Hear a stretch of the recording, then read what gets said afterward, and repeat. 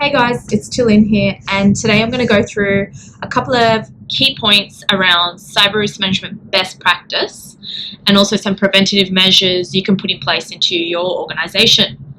So you want to maintain an accurate inventory of all of the devices that you have loaned out to employees or that you have on premise at your organization. So this can be computers, servers, printers, and scanners which are connected to your network, smart TVs, projectors, all of those things that are connected, and also mobile devices, laptops, etc. So you want to make sure that you have a really good inventory in place, and you want to track these devices. So the ones that are given back, the ones that have been replaced, etc.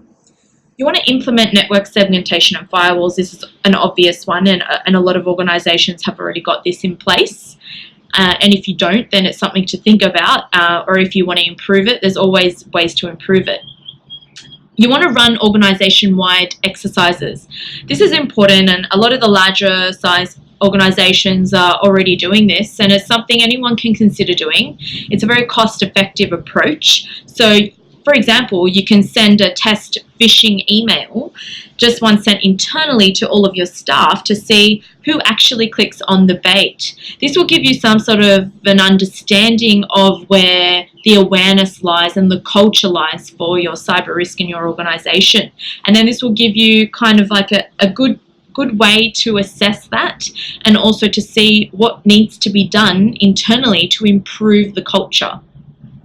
Next, you want to use secure remote access methods. The reason I say this is because a lot of organizations are working towards, working remotely, working from home, other offices, off-site, etc. So you want to make sure that you have a really good remote access system in place. You want to make sure that you secure all of your IoT devices. This is very important as well. So this is all your smart TVs, your printers and scanners, anything that's connected to your network. Because as we know, they do not come secured by design. They come with a lot of flaws.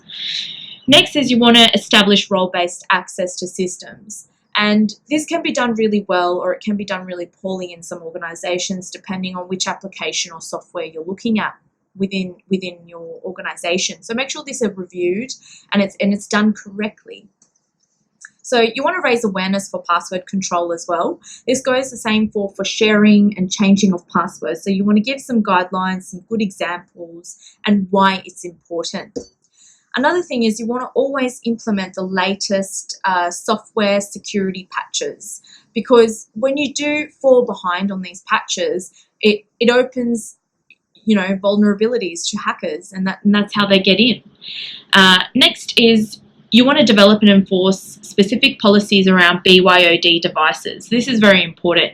A lot of organizations are moving towards, letting their employees bring their own mobiles, for example, and you want to have an effective policy in place. You need to let them know that if there's any issues with their device, if their device gets lost, or if it's compromised in any way, that their device will be wiped completely.